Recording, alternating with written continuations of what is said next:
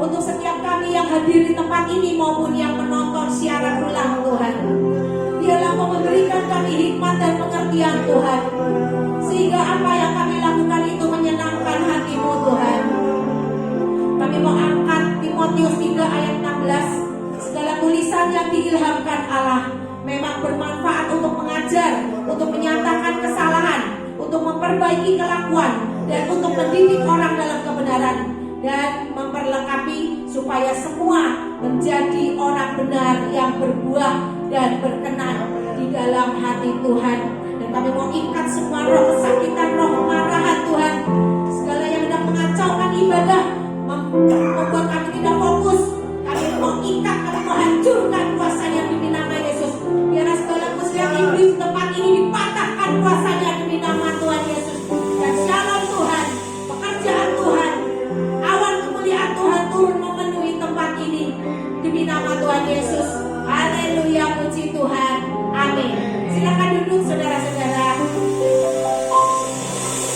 Shalom saudara-saudara. Ya, sukacita semua? Amin. Oke. Saudara, tema ini masih seperti kemarin ya. Akhirnya berbuah ya. Masih mengupas itu ya, karena memang setiap kita itu harus ditakdirkan seperti wanita, melahirkan ya, berkembang, bertambah banyak ya. Ada banyak di Alkitab kisah-kisah tentang Mina, tentang talenta ya kan, itu kan harus bertambah banyak. Apa yang ada pada kita harus berlipat ganda, harus menjadi banyak, menyenangkan hati Tuhan, berbuah ya. Oke, mari kita buka Matius 7 ayat 16 sampai 20. Matius 7 ayat 16 sampai 20. Saya bacain ya. Dari buahnya kamu akan mengenal mereka. Dapatkah orang memetik buah anggur dari semak duri, atau buah ara dari rumput duri?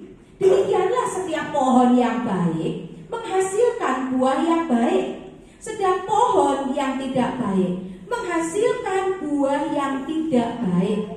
Tidak mungkin pohon yang baik itu menghasilkan buah yang tidak baik, ataupun pohon yang tidak baik itu menghasilkan buah yang baik.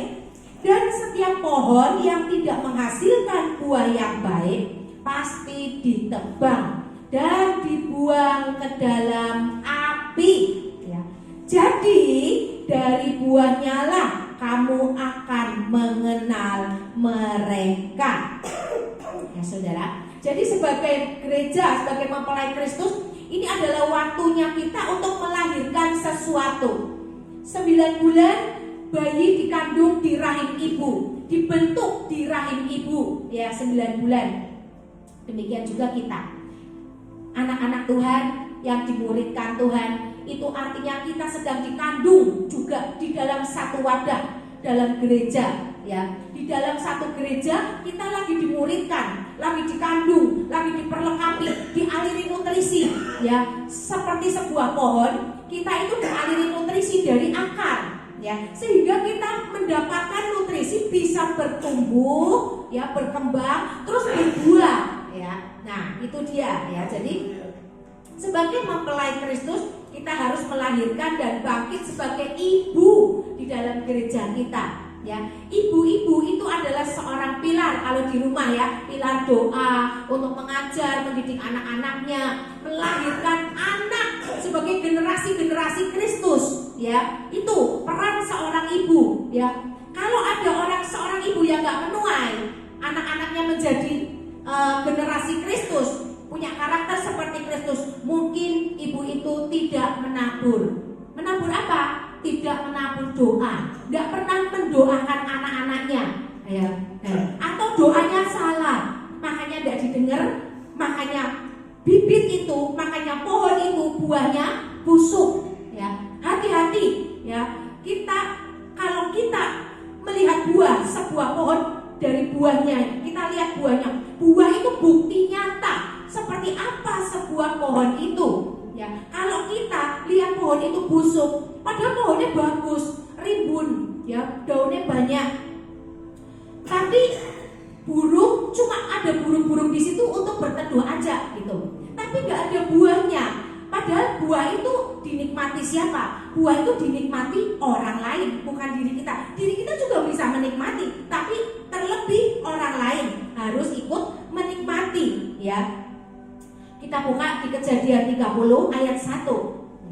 Jadi pada zaman itu saudara, kalau ada ibu yang tidak melahirkan anak pada zaman dulu itu, maka itu merupakan sebuah aib.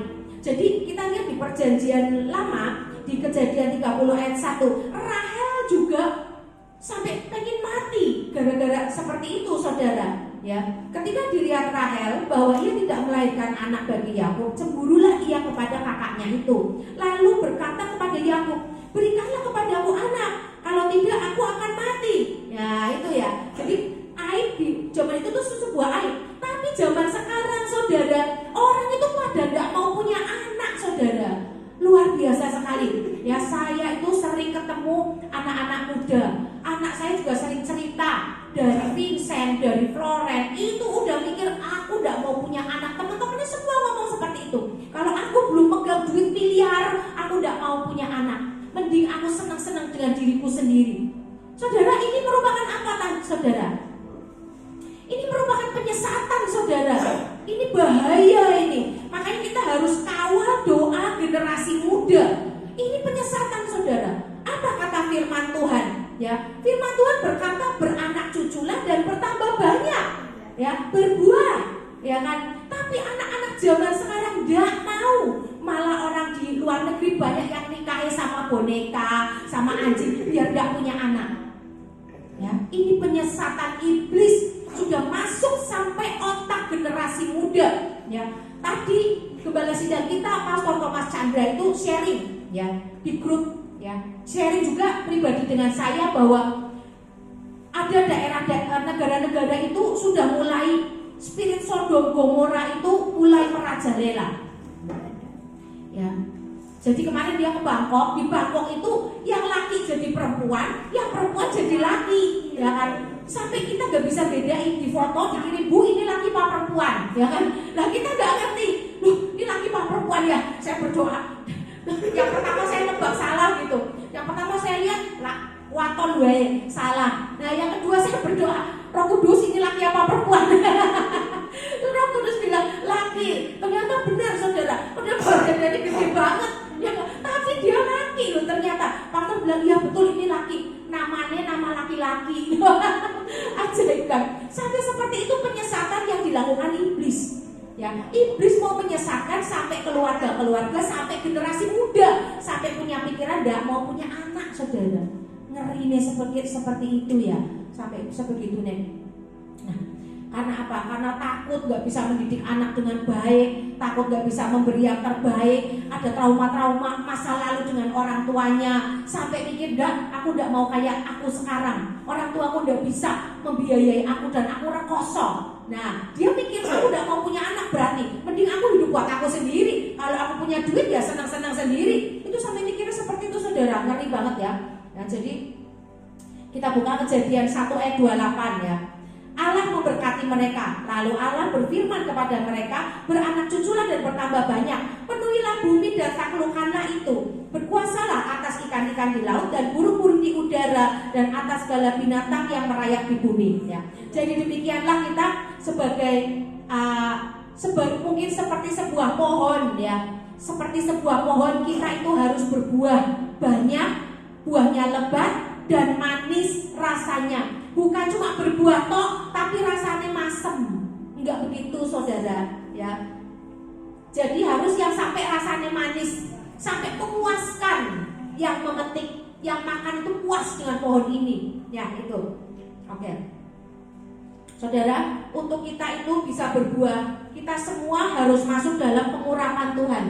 Kalau kita enggak diurapi Tuhan, ya, kita nggak akan bisa berbuah saudara. Karena waktu kita diurapi, Roh Tuhan itu bekerja saudara. Sampai kita mati pun, waktu kita menjaga kekudusan kita menjaga pengurapan Tuhan, sampai mati pun tulangnya bisa memberkati. Ingat kasusnya Nabi siapa ya? Elisa ya. Nabi Elisa yang tulangnya dia mati, tulangnya dilempar ke dalam satu gua. Terus ada tentara Israel yang mati, terus ada waktu lagi diserang juga, dia bingung ini jenazah mau ditaruh mana, dilempar ke kuburannya Elisa, dilempar ke situ ke kuburan Elisa. Itu orang yang sudah mati hidup. Kena apa? Kena tulangnya Elisa. Elisa tuh berbuah, sudah mati jadi tulang kering aja dia berbuah loh. Orang yang kesentuh, daging yang kesentuh mati hidup lagi loh. Akhirnya apa? Tuhan membela pasukan Israel itu jadi menang. Luar biasa kan, saya takjub banget. Orang yang diurapi Tuhan itu dibela sampai waktu mati aja ada pembelaan Tuhan loh. Bener, luar biasa. Makanya kita nggak untuk berbuah, kita harus masuk dalam pengurapan Tuhan, ya. Oke, kita harus masuk dalam profetik dan apostolik dulu, ya. Mengalir dalam profetik dan apostolik, yaitu apa? Menjadi manusia roh. Menjadi manusia roh, kita harus selalu terkonek dengan Tuhan. Tanya Tuhan, Tuhan, untuk aku berbuah, aku harus lakukan apa? Ya, itu kita harus melakukan itu. Ikuti para rasul dahulu bagaimana? Rasul Paulus, Petrus, ya kan? Itu bagaimana waktu dia bisa berbuah? Apa yang mereka lakukan? Lihat kebiasaan para rasul yang dilakukan para rasul. Ini yang disebut apostolik dan profetik. Profetiknya bisa connect dengan roh Tuhan, baru bisa berbuah. Kalau kita nggak bisa connect dengan roh Tuhan, bagaimana kita bisa berbuah? Kita belum melekat pada pokok anggur. Caranya masih terpisah. Tapi waktu kita masih sudah melekat dengan pokok anggur, kita akan bisa berbuah, ya. Profetik itu apa? Menyampaikan pesan Tuhan, membawa perubahan pertobatan, dan semua kegerakan buahnya harus mencerminkan, mempresentasikan kehadiran Tuhan, ya. Jadi kita harus serupa dengan Tuhan, ya. Kalau kita belum serupa dengan Tuhan, kita belum masuk dalam apostolik dan profetik, saudara. Kita masih jadi jemaat biasa, belum bisa berbuah, ya. Buahnya bisa masam, ya. Buahnya bisa masam, saudara. Tapi untuk menghasilkan buah yang manis, yang memuaskan Tuhan, kita harus terkonek dengan pokok anggurnya. Pokok anggur pasti bagus benihnya, ya. Nutrisinya mesti bagus. Nah, kalau engkau terkonek dengan yang bukan pokok anggur, buahnya bisa masam. Apalagi tidak bergerak mengikuti seperti yang dikerjakan rasul-rasul, ya, masuk dalam pekerjaan apostolik dan profetik, ya, itu akan susah berbuah, saudara. Susah menjadi serupa dengan Kristus, ya. Oke, apapun jawabanmu, apapun jabatanmu, harus bisa mempresentasikan kehadiran Tuhan. Mau kamu jadi pengajar, mau kamu jadi worship leader, ya, mau jadi pengkhotbah, mau jadi gembala, mau perintisan, mau misi, harus bisa merepresentasikan kehadiran Tuhan, ya. Mari kita buka Efesus 2 ayat 19. Efesus 2 ayat 19 saya bacain, ya. Demikianlah kamu, bukan lagi orang asing dan pendatang, melainkan kawan sewarga dari orang-orang kudus dan anggota keluarga Allah. Jadi manusia roh itu terkonek dengan roh, bisa komunikasi dengan roh Tuhan, berarti menjadi sewarga negara kerajaan Allah, menjadi warga orang-orang kudus, saudara. Sewarga dengan orang-orang kudus. Tapi kalau belum bisa, gimana kita bisa mau menjadi keluarga Allah? Bukankah keluarga berkomunikasi, ya kan? Bukankah keluarga saling sharing, ya kan? Ada tanya, ada yang jawab. Kalau dalam keluarga ada yang nggak bisa bahasanya, berarti orang asing, ya kan? Bukan kerajaan Allah, bukan warga kerajaan Allah. Kita boleh ngomong aku warga kerajaan Allah. Buktinya apa? Ya kan? Buktinya apa? Ya kan? Nah, kita harus kejar, harus bisa berbahasa roh, harus kita kejar sampai kita menjadi orang yang profetik, paling tidak untuk diri sendiri, ya, untuk mengawal diri sendiri. Harus kejar itu, saudara. Saya baca awal ayat ini, saya kaget, iya juga ya, mulut aku sering ngomong, ya kan? Mulutku sering ngomong, aku ini warga kerajaan Allah. Tapi bisa nggak bahasane? Bisa nggak connect lah? Kalau bukan kayak kita lagi di negeri orang, ya kan? Kita lagi di Meksiko, nggak bisa bahasa Meksiko, ya kan? Bingung komunikasi, ya kan? Gimana mau bisa berbuah, ya kan? Harus jadi warga negara dulu, tertanam dulu, baru bisa berbuah, baru bisa komunikasi, ya kan? Jadi Allah kita itu roh, maka kita harus bisa jadi manusia roh ya. Seperti apa sih orang-orang profetik saudara ya? Orang-orang profetik itu adalah orang-orang yang hatinya murni dan tulus dalam melayani Tuhan. Coba diamati, orang-orang yang profetik itu biasanya hatinya tulus dalam melayani Tuhan saudara. Yang kedua, orang yang sudah menang dari ketakutan. Karena apa? Orang yang diurapi Tuhan itu masalahnya luar biasa besar saudara. Ini belum selesai datang lagi, ini belum selesai datang lagi. Tuh orang yang diurapi Tuhan seperti itu. Maka harus sudah menang dulu, sudah diperas, mengeluarkan yang murni dulu, lepas dulu dari ketakutan, baru bisa jadi orang profetik. Kalau belum lepas dari ketakutan, nggak akan bisa Tuhan bekerja. Kita takut, seminggu lagi tagihan datang. Terus kita masih ada ketakutan. Tuhan gimana Tuhan? Tuhan gimana Tuhan? Ketakutan.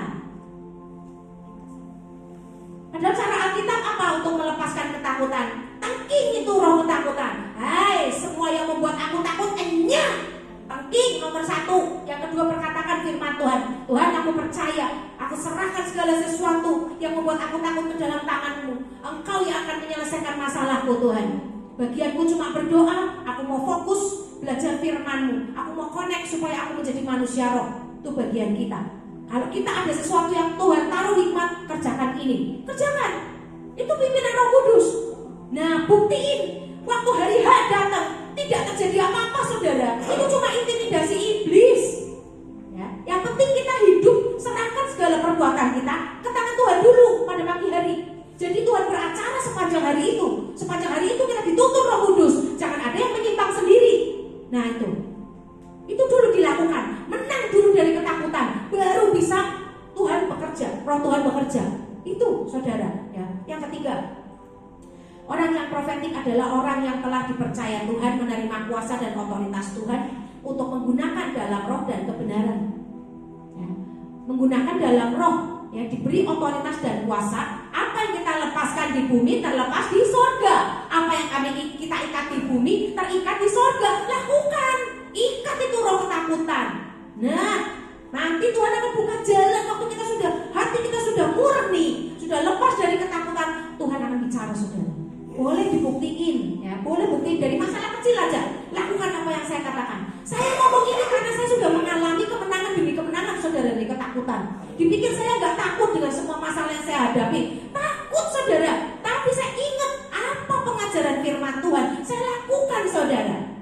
Saya lakukan satu persatu. Saya mau membuktikan Tuhan bahwa Engkau melepaskan aku dari ketakutan. Engkau menyelesaikan setiap masalahku. Boleh masalah datang, tapi aku harus berbuah. Aku harus menjadikan kesaksian.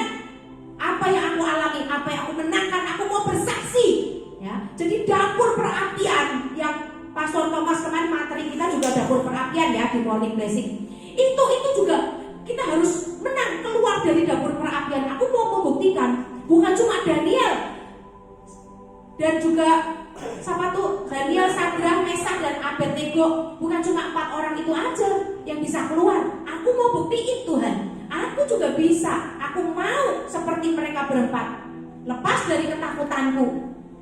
Saya buktiin itu satu persatu saudara. Masalah saya selesai satu persatu saudara. Nah itu ya. Apa yang kita diikat di bumi akan terikat di sorga ya. Ingat, segala sesuatu beresin di roh. Di roh dulu beresin. Jangan pakai kekuatan sendiri ya. Tagihan mau datang, utang sana utang sini. Jangan. Beresin dulu di roh seperti yang saya lakukan tadi. Nah, terus nanti akan yang di roh itu beres, terikat, yang di bumi lancar. Nanti ada aja berkat datang saudara. Benar, saya tuh membuktikan saudara. Ya, luar biasa. Tuhan menolong saya, menolong anak-anak saya. Ya, anak saya Floren juga sering bersaksi. Nih, aku dapat endorse lagi. Rekeningku cuma tinggal 300.000. Aku dapat endorse lagi nih 1,2. Loh coba. Saya belum ngirim, belum transfer, dia dapat lagi. Coba, ya luar biasa gak Tuhan? Cuma dia bagian dia apa sih? Khawatir enggak? Bagian dia kuliah ya kuliah. terus berhikmat, Tuhan aku lakukan apa? Duitnya ngepas Tuhan, aku mau lakukan apa Tuhan? Tuhan kasih hikmat. Dengan uang segitu bisa jadi desain yang seperti ini gitu loh. Ya, jadi luar biasa Tuhan. Waktu kita lepas dari ketakutan, kita percaya sama Tuhan, luar biasa Tuhan membuka jalan, saudara. Luar biasa sekali. Ya, jadi sekarang kita koreksi diri. Pertanyaan, sudahkah kamu berbuat memanifestasikan kerajaan Allah? Karena kita ini diurapi terus sama gembala sidang yang ikut morning blessing, apalagi ya, kita tuh diurapi terus loh. Tuhan aku lepaskan pengurapan. Ya, gembala sidang selalu begitu. Yang ikut YouTube siaran ulang mesti juga dapat pengurapan. Nah, waktu kita terima pengurapan itu, kita diurapi Tuhan. Nah, sudah belum kita memanifestasikan kerajaan Allah dalam hidup kita? Ya. Saudara, apa yang menghalangi kita tidak bisa berbuah? Ya.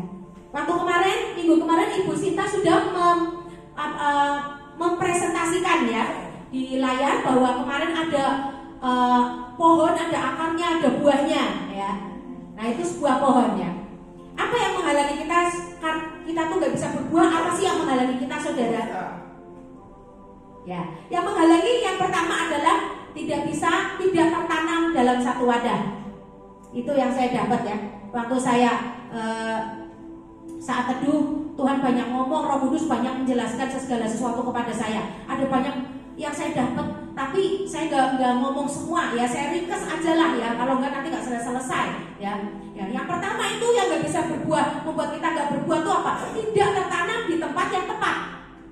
Ya, itu membuat kita nggak bisa berbuah. Lihat pohon, kalau nggak tertanam, nggak akan bisa berbuah. Pohon yang tetap itu bisa, tambah gede, ya kan? Emang jadi tambah gede itu nggak ada masalah.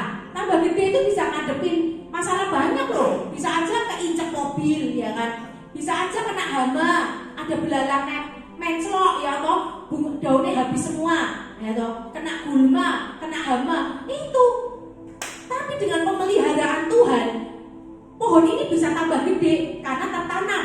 Tertanam itu berarti di dalam satu wadah itu seperti tertanam dalam satu rumah. Pemiliknya mesti akan menjaga, saudara. Ya, makanya pohon ini selamat, bisa tumbuh gede, berbuah lebat. Nah itu ya.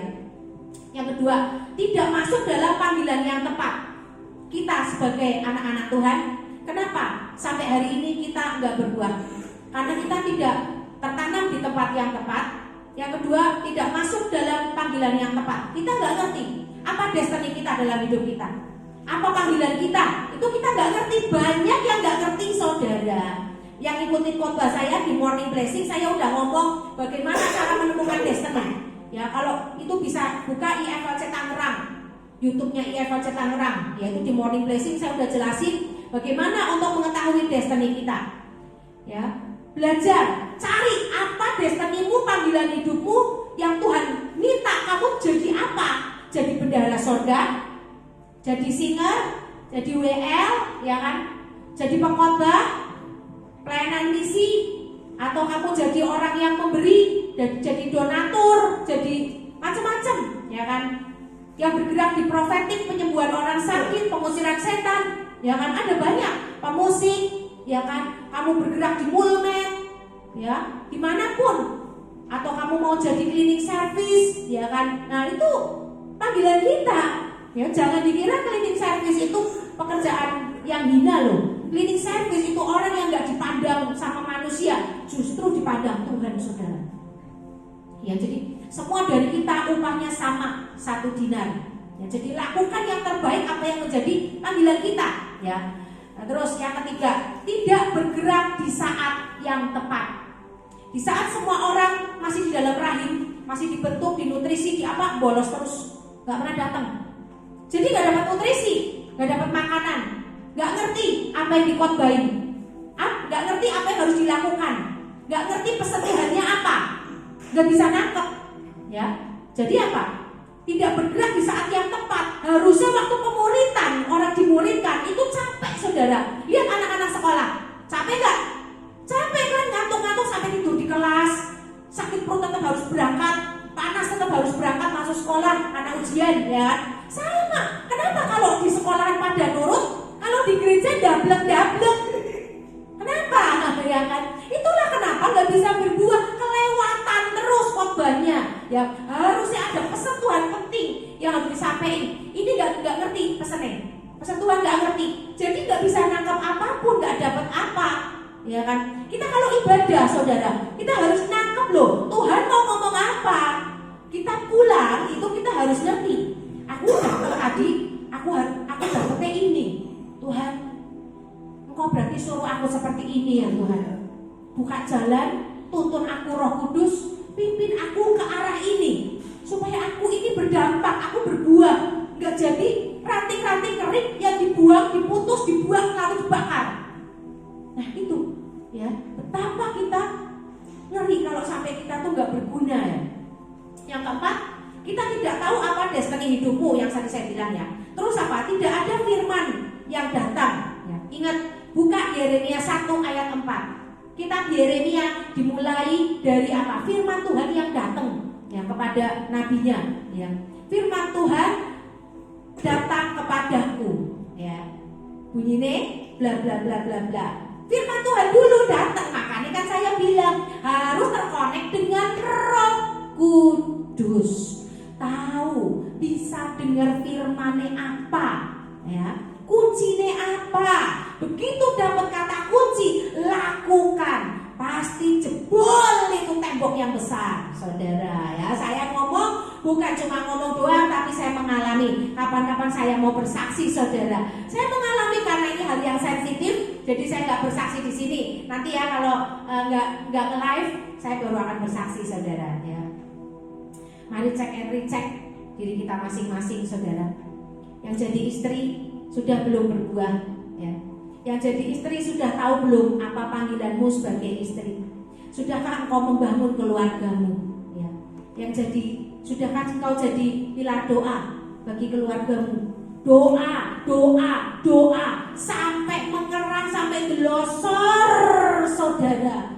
Dikira saya nggak ngalami, saudara, saya ngalami. Saya berdoa duduk nggak kuat, saudara, saking beratnya beban saya, saudara. Saya berlutut nggak kuat, saya tersungkur nangis sampai muka saya kena lantai, tersungkur tangan begini satu. Itu doa dengan mengerang, saudara. Ada banyak cara Tuhan, saudara, untuk menolong kita. Salah satunya waktu pergumulanmu sangat berat, berdoalah dengan mengerang, saudara. Jangan sungkan untuk nangis. Kalau engkau malu dilihat suamimu, anakmu, cari saat sepi, gak ada orang, cepat-cepat masuk kamar, berdoa tersungkur, nangis, saudara, teriak sama Tuhan. Itulah kenapa di Evangel selalu ada worship. Disinilah saya bisa meluapkan, menumpahkan, menjerit waktu saya worship. Saya menjerit, menyanyi, menjerit, meluapkan perasaan saya, kerinduan saya kepada Tuhan, melepaskan beban saya kepada Tuhan di worship hari Kamis, saudara. Itu, saudara. Ada jemaat, gak ada jemaat, harus tetap worship. Karena apa? Saya perlu menyembah Tuhan. Saya rindu, saya punya beban yang berat dan harus saya teriak sama Tuhan. Kalau saya teriak di rumah, tetangga-tetangga datang dong, saudara. Nanti diketok, kenapa? Ya kan, stres ya kamu. Ya kan, saudara. Nah kalau kita di tempat di gereja di worship, teriak ya teriak, pengen nangis ya nangis, tersungkurlah, luapkan emosimu, kecapeanmu, kekesalanmu, keletihanmu, luapkan pada saat worship, teriak nangis sama Tuhan, jangan jaim. Ya, kalau kita jujur di hadapan Tuhan, Tuhan pasti tolong kita, saudara. Jadi yang jadi suami sudah tahu belum apa tugasmu dan tanggung jawabmu? Apakah yang kamu sudah tabur bagi anak istrimu? Apakah kamu jadi pendoa juga untuk anak istrimu atau dibiarin aja? Kamu gak berdoa jadi suami-suami? Pasrah ke istri aja? Ya. Harus berdoa juga yang jadi suami, ya. Memang istri itu penolong, ya. Jadi lebih kuat mana? Lebih kuat suaminya apa istrinya? Istri, ya kan? Suami bekerjalah, berdoalah semampumu, ya. Karena suami itu bekerja, tulang punggung. Istri menopang, istri yang lebih kuat menopang. Jadi kalau kita jadi seorang penopang, kita jangan ngomel. Kita harus bangga. Thank you Tuhan, aku ini lebih kuat dari suamiku. Perkuat aku terus Tuhan,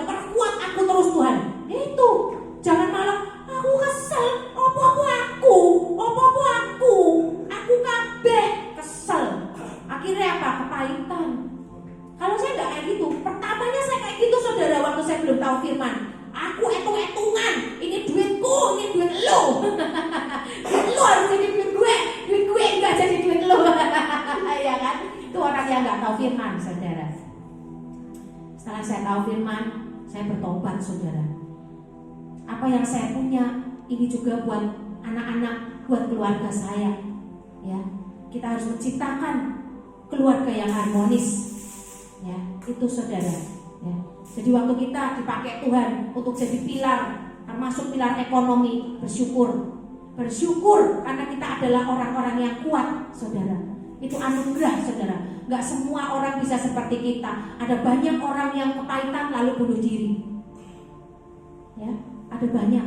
Kalau kita jadi orang yang kuat, kita tertanam di satu wadah yang dimana wadah itu menguatkan kita sekali. Kita bersyukur, saudara. Itu anugerah Tuhan. Ya. Yang jadi pengerja gereja sudah tahu belum apa yang jadi tanggung jawab jabatanmu? Ya, Roh Kudus bilang sama saya waktu malam saya saat teduh, Tuhan apalagi yang mau kau sampaikan? Bilang sama imam-imam Lewi, sudah tahu belum tugas-tugasnya, tanggung jawabnya? Udah pada ngerti belum? Udah berfungsi belum? Nah, apa cuma tercatat doang lalu gak berfungsi? Ngeri banget, saudara. Saya gemetar, saudara. Aduh Tuhan, kok ngeri ya Tuhan ya. Ya, aku gimana Tuhan? Aku gimana Tuhan? Saya takut, saudara. Benar, saya takut. Ya. Hai seluruh imam-imam Lewi dan seluruh pelayan-pelayan Tuhan, sudahkah engkau mengkhususkan diri bagi pekerjaan Tuhan? WL Singer, ada banyak yang harus engkau kerjakan, ya kan? Menyembah Tuhan, karena kita harus merepresentasikan kehadiran Tuhan. Waktu kita di atas mimbar, apa yang kita berikan kepada jemaat? Spirit apa yang kita berikan kepada jemaat? Ini saudara, Tuhan ngomong keras sama saya. Jangan ketawa-ketawa.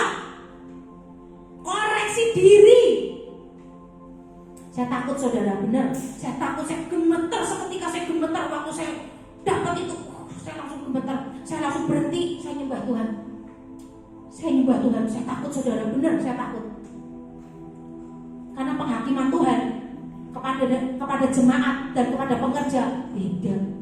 Makanya saya waktu dengar suara Tuhan sampai tanya Pastor Thomas saya, Pastor, sebetulnya yang saya dengar nih suara Tuhan apa bukan sih Pastor?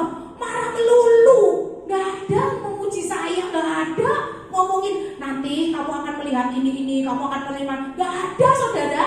Yang ada negur terus. Saya sampai ternyata pengen dengar suara Tuhan, ternyata teguran terus ya yang saya terima, saudara. Itu loh, saya ngeri. Sampai hari ini pun saya masih ngeri. Kalau saya tanya kok baik berbuah, gak usah mikir jauh-jauh. Berbuah apa? Kamu dan seluruh komunitasmu lihat, cek and recheck, sudah berbuah belum? Seluruh pelayan sesuai tugas-tugasnya. Wah, saya lemes, saudara. Aduh Tuhan, saya mau ngomong nggak berani, nggak ngomong. Tuhan bilang catat. Saya catat satu persatu, dapat plek. Saya catat satu persatu, saudara. Serem banget. Ya. Jadi Tuhan mau roh kita tuh lebih kuat dari jemaat. Waktu kita ada di atas mimbar, kita harus penuh dulu, itu yang Tuhan mau. Kita harus penuh Roh Kudus dulu, karena jemaat yang hadir itu meluangkan waktu, meninggalkan pekerjaannya untuk dengerin ibadah. Nah kalau yang di atas mimbar ini kosong, udah kosong diperas, apa yang keluar? Kering. Jemaatnya pulang gak dapat apa-apa, remaja gak dapat. Sama kayak saya berdiri di atas mimbar ini. Makanya tadi saya berkata di awal, firman ini untuk mendidik, mengajar dan menegur. Karena saya merasa tertegur sama Tuhan, dan saya gemeteran malam itu, saudara. Saya gak keluar kamar itu, berapa jam saya gak keluar kamar. Pengen pipis aja tak tempat-tempat, karena saya gak mau beranjak. Saya masih pengen dengar suara lagi, ngomong lagi, Roh Kudus ngomong, jelasin, supaya saya ngerti, supaya saya ada di sini nih, saya menyampaikan pesan Tuhan, bukan pesan saya. Ini, saudara. Ya, jadi Roh Kudus itu, Tuhan itu mau kita mengalirkan, mengimpartasikan aliran Roh Kudus. Kita jadi alatnya Tuhan, supaya jemaat juga kepenuhan Roh Kudus, supaya jemaat juga diselamatkan Tuhan, saudara. Ya, punya hati yang baru. Waktu pulang dengan membawa berkat baru, hati yang baru, mindset para paradigma yang baru, standar yang baru. Supaya apa? Selamat. Enggak waktu pulang ditanya Tuhan, apa yang udah kamu lakukan di bumi? Gimana? Saya diem, saya bayangin, aduh, lah terus aku gimana Tuhan? Aku mengembalakan loh Tuhan. Apa itu? Tuhan ngomong banyak saudara, wah saya ketakutan saudara, saya bertobat saudara, aduh Tuhan Yesus tolong. Ya. Untuk peniup nafiri, sudahkah tiupanmu memberi tanda di langit, ya di roh, bahwa di sini harus membutuhkan pelayanan malaikat untuk mengikat semua roh jahat, roh intimidasi dari semua jemaat yang hadir, ya. Nah, selalu apa? Sehingga ada roh pujian penyembahan yang turun, ya. Nafiri itu membuka jalan saudara. Peniup nafiri itu orang yang mengembuskan nafas Tuhan dan juga orang yang membuka jalan dari menghubungkan dari bumi ke sorga, ya, untuk malaikat itu turun naik dan menandai tempat ini ada peperangan, tempat ini peperangannya dahsyat, maka malaikat-malaikat harus ada di tempat ini berjaga-jaga. Itu orang peniup nafiri harus tahu meniup dengan pengertian, ya. Bendahara, sudahkah kau berfungsi mendoakan para donatur, mengelola, melipat gandakan, ya, memberesi semua yang belum beres, ya, prepare untuk acara-acara next, ya kan? Itu bendahara, ya. Bendahara dalam pengelola ajaib yang Tuhan kirimkan, ya. Maka yang jadi bendahara minta roh Yusuf untuk roh seperti Yusuf yang bisa apa ya, yang pengelola ajaib kan, dia bisa melewati 7 tahun kekeringan dengan apa hikmat, ya, karena itu. Ini bendahara, ya. Ibu Sinta ketawa-ketawa dia. Oke, ya. Sudahkah kau meminta pewahyuan Tuhan apa yang mesti dikerjakan, ya, setiap jawatannya. Jemaat juga cek hatimu, kenapa kau ibadah? Jemaat cek hatimu, kenapa kau datang ke sini? Kenapa kau ibadah, ya? Saya minta tolong ditampilkan yang kapal, ya. Waktu saya berdoa, saya lihat satu gambar. Waktu saya saat teduh, saya waktu scroll lihat satu gambar, terus saya lewatin aja. Tapi tiba-tiba Roh Kudus tuh ngomong, coba lihat gambar ini, amati. Nah, di situ saudara, saya kaget sekali loh, benar. Ngeri saudara. Pada gambar di atas itu menunjukkan apa saudara? 2 kapal, ya. Yang satu menunjuk pada jemaat yang berbondong-bondong datang ke gereja, tapi di situ situasinya gelap, semua gelap, ya. Ke gereja. Yang satu nih kepada Yesus, pergi kepada Yesus, cuma sedikit. Yesus melambangkan terang, jadi orang per orang kelihatan. Ada berapa orang, tok, itu pun kelihatan. Roh Kudus ngomong, ya, lihat, mereka itu berbondong-bondong seperti mayat hidup. Yang datang pergi, Enggak ada pertumbuhan apa-apa. Ketemu Tuhan, enggak. Nyanyi doang, hatinya tawar. Ke gereja enggak dapat rema. Yang penting udah ke gereja, checklist. Apa yang firman yang saya dapat waktu lihat ini? Selamatkan mereka yang berjalan terhuyung-huyung ke tempat pemancingan. Itu yang saya dapat saudara. Betapa mengerikan. Coba kalau kita lihat, ya, kita lihat orang yang bisa lihat di alam roh. Ada banyak orang yang sedang terikat saudara. Saya kalau mendoakan orang, kadang saya melihat orang itu tuh terikat. Dia lagi terikat tangannya, kaki, ada ikatan, lehernya ada rantainya. Saya percaya orang-orang profetik pasti melihat hal yang sama dengan saya. Di waktu saya lihat gambar ini saudara, Roh Kudus ngomong, doakan mereka yang terhuyung-huyung menuju pada tempat pemancingan. Itu buah, itu kita berbuah. Kita mendoakan itu udah bentuk kita berbuah saudara, menyelamatkan jiwa-jiwa. Jangan diam. Udah tahu nih orang itu kering, datang dan pergi. Kau datang dan bersesuka hatiku, ya kan? Nah itu dapat apa ke gereja? Ya kan? Nyatet enggak, perhatiin enggak, tidur, ya toh. Pusing gak sih kalau kayak gitu? Ya ada banyak orang yang hidupnya masih terikat terbelenggu, ya. Hidup tapi tidak berbuah, yang tidak mengembangkan talenta karena tidak kuat akarnya, fondasi firman-nya nggak kuat, tidak dikembalakan dengan benar, tidak dirawat oleh gembala-gembalanya, maka kering seperti mayat hidup semua. Datang pulang, dapat apa? Berbuah apa? Ya kan? Tuhan Roh Kudus berkata,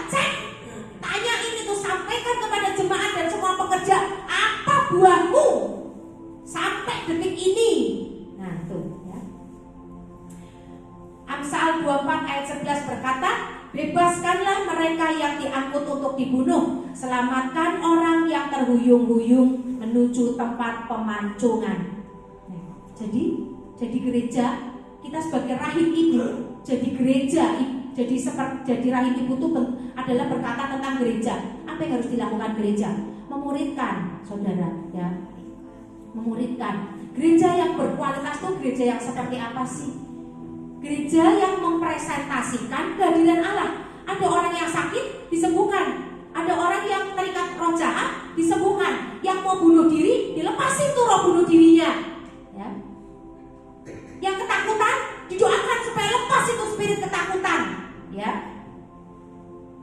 Lepaskan semua belenggu-belenggu iblis. Itu gereja yang berkualitas, saudara. Enggak cuma gereja untuk menampung mayat hidup doang, jalan sana jalan sini, pulang nggak ada perubahan, masih tetap berzina, masih tetap merokok, masih tetap nonton film porno, masih tetap kurang ajar sama orang tua, anak-anaknya, ya kan? Ada banyak, saudara. Hati-hati, saudara, ya. Jadi gereja itu harus jadi perpanjangan lidah Tuhan juga, ya. Pemimpin-pemimpin, pekerja-pekerja, ya, harus jadi perpanjangan lidah Tuhan, ya. Inilah pergerakan gereja yang berkualitas, yaitu apa? Menyenangkan hati Tuhan, ya, membuat suatu melahirkan, rahimnya melahirkan banyak buah yang manis, yang gede-gede, ya, yang memuaskan hati yang memakannya, ya. Oke, sebentar saya buka lagi yang tadi.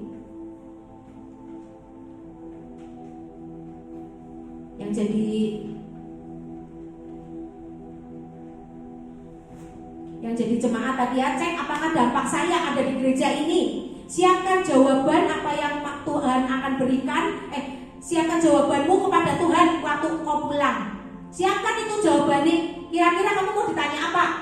Ya, siapin, bisa nggak jawab? Nah, kalau kita nggak bisa jawab, kira-kira saya diberi hikmat Roh Kudus, aku mau ditanyain ini, mau ditanyain itu, bisa nggak jawab? Kalau nggak bisa jawab, hati-hati. Terus kita mau pulang kemana? Kemana arah kita pulang? Ke Firdaus atau ke lautan api?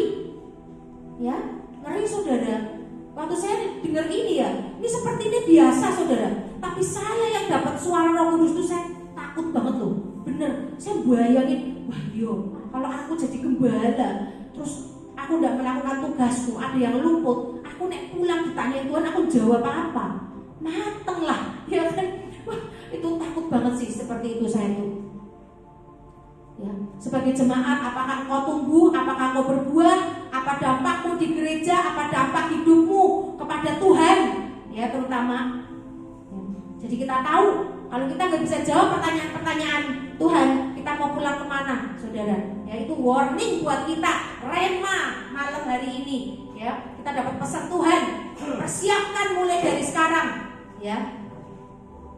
Yang jadi pengkhotbah, apakah khotbahmu itu adalah pewahyuan dari Tuhan atau cuma ngajar apa yang di otak doang disampaikan, bukan pesan Tuhan, ya. Hati-hati. Gereja profetik apostolik harus menyampaikan pesan Tuhan. Nggak asal aku mau ini aku mau itu nggak begitu, ya. Harus pesan Tuhan yang disampaikan. Sudah menegur belum dan mengajak bertobat belum khotbahmu? Memperingatkan jemaat untuk diselamatkan apa belum? Ya kan? Apa cuma khotbah yang menyenangkan telinga aja? Ya. Memang khotbah yang keras itu, saudara, itu akan membuat jemaat hengkang. Yang gak kuat, yang tersinggung bisa keluar, pindah gereja. Seperti Pastor Thomas ngomong, ya. Dia ketemu orang khotbah, orang tersinggung, orang itu sampai mau nusuk dia, mau ditusuk sama jemaat karena tersinggung dengan khotbah. Waktu mau pulang, Pastor Thomas bilang, Roh Kudus bilang, jangan ke sana, ke sini, ke sini, ke sini. Akhirnya dia nggak ke sana, dia ke sini. Orang tuh datengin pastor. Waktu udah deket, orangnya manifest sendiri, nggak bisa nyentuh. Akhirnya orangnya ngaku, aku mau bunuh kamu gara-gara kamu khotbah ngomong seperti itu. Ya, memang kadang saya juga takut, saudara. Kalau saya khotbah keras tuh kadang saya takut. Tapi saya lebih takut sama Tuhan. Saya nggak mau saya sebagai pengkhotbah, ya, saya mengembalakan, saya nggak menegur. Saya punya hutang darah sama Tuhan. Waktu orang ini gak kena teguran saya, gak saya tegur, orang ini celaka, saya hutang darah. Darah orang ini ditanggungan kepada saya. Itu gembala, pengkhotbah, hati-hati itu. Ya. Ngeri saudara, gak gampang ya. Gembala sudah belum merawat domba-domba Tuhan ya. Gembala harus sudah punya hati Bapa belum? Apa masih pilih kasih? Nah itu ya. Adil gak? Ada gak kasih agape dalam jiwanya dalam mengembalakan ya. Gembala harus mengawal domba-domba Tuhan dengan doa ya. Pemusik sudah tahu, sudahkah hatimu menyatu dengan hati Tuhan? Tahu belum selera Tuhan? Tuhan mau pemusik yang seperti ini, lagu seperti ini, irama seperti ini, tempo seperti ini. Sudah belum main dengan hati? Atau cuma dengan keterampilan? Gembalanya lagi melo-melo, pemusiknya cek cek cek cek cek, gak nyambung kan? Itu berarti apa? Gak ngerti selera Tuhan ya. Tuh, pendoa, sudah belum engkau menguduskan dirimu, matamu, mulutmu ya. Pendoa itu adalah orang yang dikhususkan Tuhan loh. Dengan kata lain seperti biarawati, saudara. Lihat biarawati, kan mereka jarang pergi-pergi, jarang kemana-mana. Di rumah kerjaannya masak, bangun, berdoa, masak, bangun, berdoa ya. Itulah pendoa. Gak boleh sembarangan bergaul dengan orang, gak boleh sembarangan berkumpul dengan orang. Mata lagi nge-scroll TikTok, ada yang seksi-seksi, skip langsung. Jangan coba-coba apa ini tadi. Jangan coba-coba ya. Nanti matanya bisa kena penyesat. Telinga juga jangan dengerin gosip.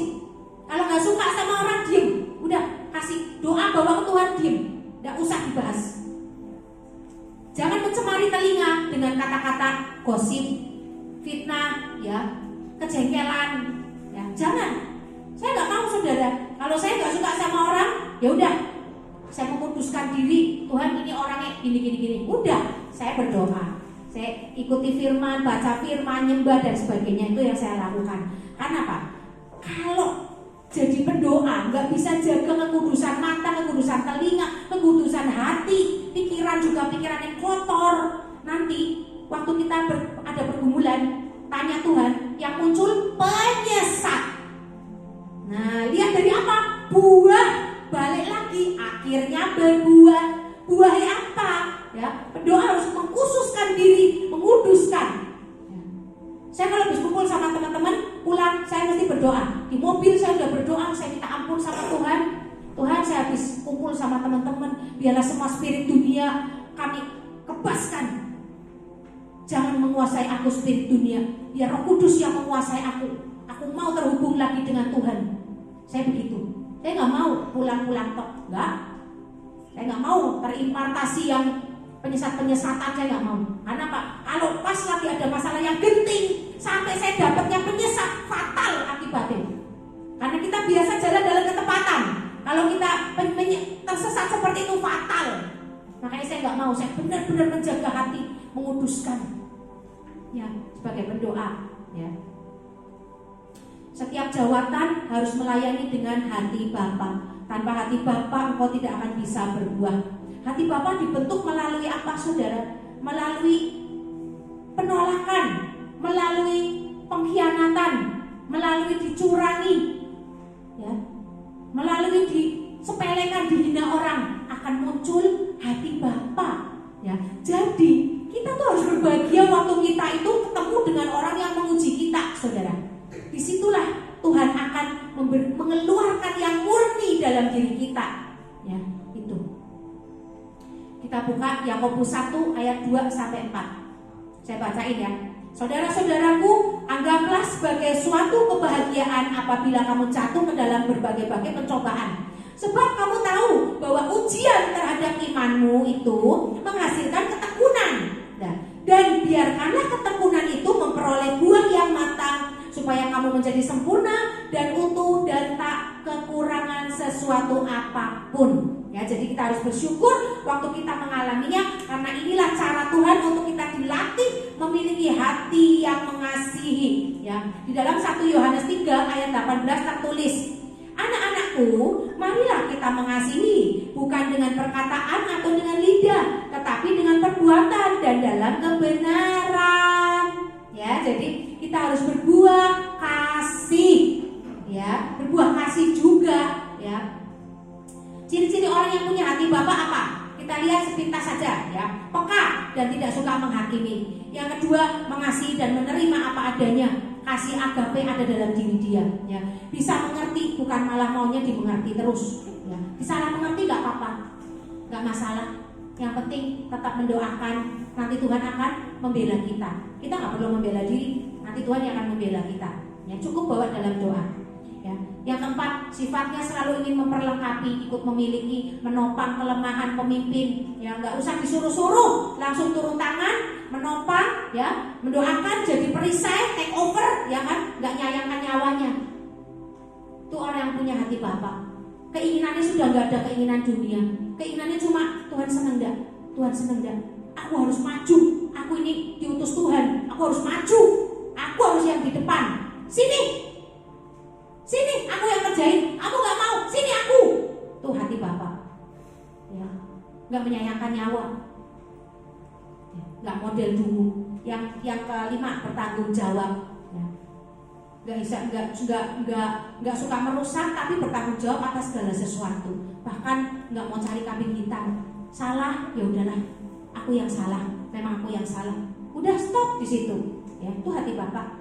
Yang keenam, kreatif, proaktif, inovatif, tidak menunggu perintah, tahu apa tugas, apa tanggung jawabnya. Ya. Apa contoh dalam hidup sehari-hari yang menyebabkan kita nggak berbuah? Acuh tak acuh. Ya. Suami bisnisnya rentenir, istrinya malah bisnis nomor buntut. Sama suami istri, ya. Acuh tak acuh, makanya nggak bisa berbuah. Dari dulu sampai sekarang sama hidupnya, ya, nggak bisa berbuah. Acuh tak acuh, ya.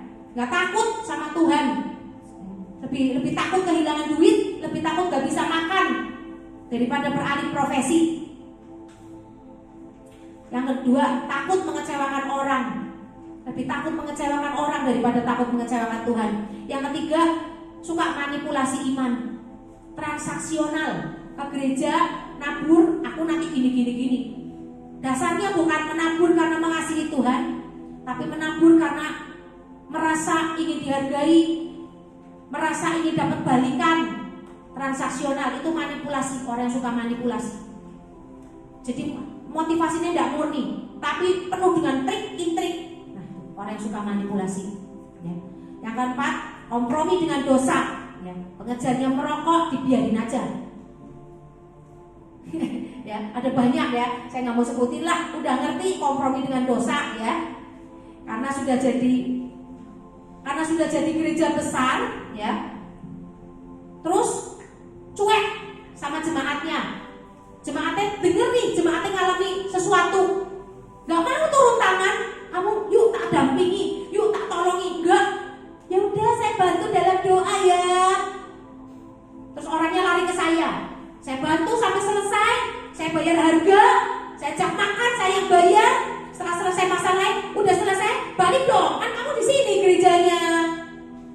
Tuh, ada pendeta yang seperti itu, saudara. Saya ngalami banyak. Ya, acuh tak acuh. Ya, tuh maunya enaknya doang. Nah, ini kayak gini nih, tanggung jawab di hadapan Tuhan gimana? Saya nggak apa-apa menggembalakan sedikit atau banyak, upahnya 1 dinar. Justru yang menggembalakan banyak dituntut banyak. Orang yang tahu banyak dituntut banyak. Ikut KKR ke sana, ikut KKR ke sini, semua KKR diikuti sampai lupa melayani di gereja sendiri. Pulang KKR jadi pelaku firman enggak? Enggak, biasa aja, lupa malah. Padahal waktu kamu ikut KKR namamu tercatat, dimateraikan, diurapi, pengurapan besar turun saat KKR. Tapi enggak jadi pelaku firman. Padahal firman berkata, orang yang tahu banyak dituntut banyak. Inilah kenapa hidupnya jadi banyak masalah. Ikut sana, ikut sini, tahu ini, tahu itu, tapi gak ada satupun yang dilakukan, saudara. Ngeri gak? Ngeri. Saya dulu kayak gitu, saudara. Setelah Roh Kudus ngomong, orang yang tahu banyak dituntut banyak. Kamu ikut KKR itu, berarti kamu harus terjun, melayani.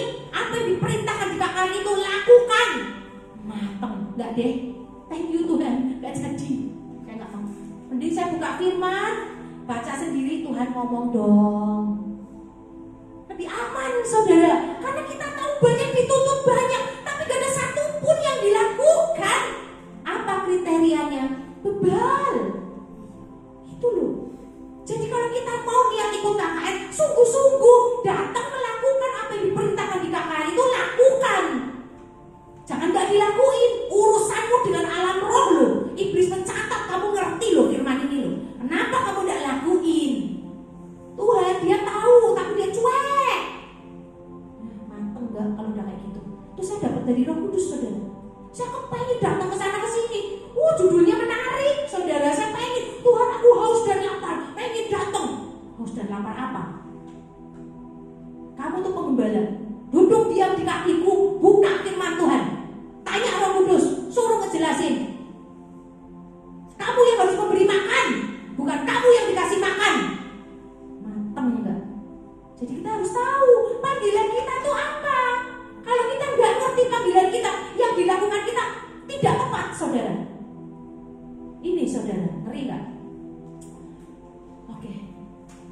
Jadi kita harus berdoa ya, saling mendoakan ya. Orang yang belum dipenuhi Roh Kudus, berdoakan supaya Tuhan penuhi dia dengan Roh Kudus, supaya waktu dia melayani Tuhan, dia mengalirkan Roh Kudus ya. Kita harus saling mendoakan. Oke? Saudara-saudara, orang yang berbuah itu akan menyenangkan Tuhan ya. Dia akan selalu terhubung dengan Tuhan sebagai sumbernya ya. Anak-anak kita cinta Yesus dan takut akan Tuhan ya. Orang yang dipenuhi Roh Kudus akan berbuah, anak-anaknya jadi cinta Tuhan, takut berbuat dosa ya. Terus kita lebih takut mengecewakan Tuhan daripada mengecewakan manusia. Terus kita juga akan tenang dalam menghadapi masalah ya, itu ya. Lalu apa? Kita bisa jadi pengelola-pengelola yang ajaib, berbuah, melahirkan sesuatu, jadi pengelola-pengelola yang ajaib ya. Setia sampai akhir. Kita mau menyerahkan hak Tuhan, hak kita kepada Tuhan untuk menjadikan kita berjana seperti apa yang Tuhan mau, masuk dalam panggilan yang Tuhan panggil buat kita ya. Kita berbuah ya, kita memuridkan, melahirkan banyak murid ya, melepaskan semua yang terbelenggu ya, berbuah pokoknya ya, akhirnya berbuah. Mudah ya, kita harus tahu panggilan kita harus tanya koreksi diri, apa yang sudah buah, apa yang sudah kita hasilkan ya, supaya kita diselamatkan Tuhan. Oke, mari kita naikkan satu lagu. Hati yang hancur kau berkenan, hati yang taat yang kau cari, temukanlah hati yang berkenan, temukan di hidupku melebihi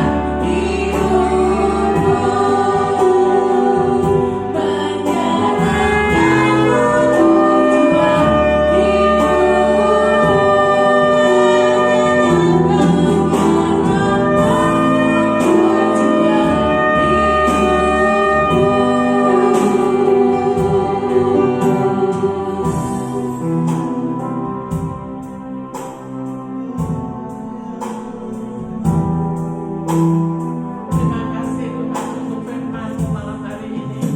Kami telah memuji, mempermuliakan Engkau, mendengarkan firman-Mu.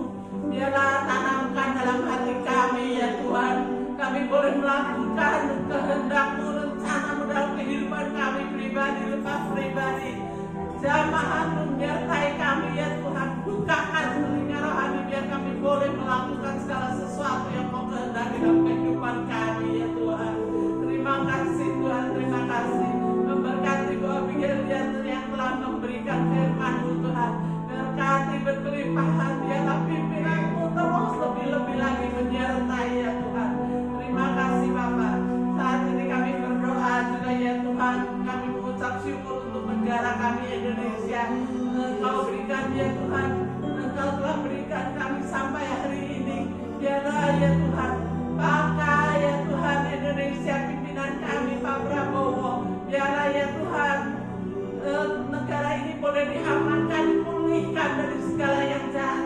Segala roh-roh pemberontakan, segala yang bukan dari Tuhan kami sapu bersih dalam nama Yesus. Ada tudung perlindungan-Mu menyertai atas Indonesia, khususnya ya Tuhan dalam pemerintahan ini ya Bapak. Kami bawa juga ya Tuhan, kami berdoa untuk ya Tuhan segala yang bukan dari Tuhan, segala pembesar pemimpin biar takut akan Tuhan, menyertai senantiasa. Segala yang korupsi, yang segala yang menyalahgunakan kekuasaan, kami tolak semua dalam nama Yesus. Perlindungan Allah secara khusus atas Indonesia ini kami bawa ya Tuhan, juga untuk persatuan kesatuan Indonesia. Biar ya Tuhan terjadi atas Indonesia, lalukan yang bukan daripada Tuhan. Segala ya Tuhan roh perpecahan, segala kami sapu bersih, kami hancurkan dalam nama Yesus. Kesatuan terjadi atas Indonesia. Perlindungan-Mu secara khusus ya Tuhan bagi generasi muda juga ya Tuhan. Lawat jamaah takut akan Tuhan, menyertai senantiasa. Pimpinan-Mu menyertai senantiasa. Kami serahkan Indonesia dalam tangan-Mu, berkati Indonesia. Shalom untuk Indonesia. Terima kasih Tuhan. Kami bawa juga ya Tuhan kepala sidang kami Pastor Thomas Chandra. Tuhan rawatan jamaah-Mu menyertai ya. Dimanapun dia melayani, pimpinan-Mu hikmat-Mu menyertai. Kesehatan secara sempurna Kau limpahkan dalam kehidupannya. Segala urapan-Mu terjadi atasnya, segala sakit penyakit kami tolak, kami sapu bersih dalam nama Yesus. Dimanapun dia pergi ya Tuhan, ada tudung perlindungan-Mu menyertai senantiasa. Terima kasih Tuhan, yang ucap syukur. Kami memberkati juga ya Tuhan bangku-bangku yang kosong di tempat ini. Biarlah Kau kirimkan jiwa-jiwa untuk boleh bersama-sama kami mempermuliakan Engkau. Terima kasih Tuhan, hanya dalam nama Tuhan Yesus.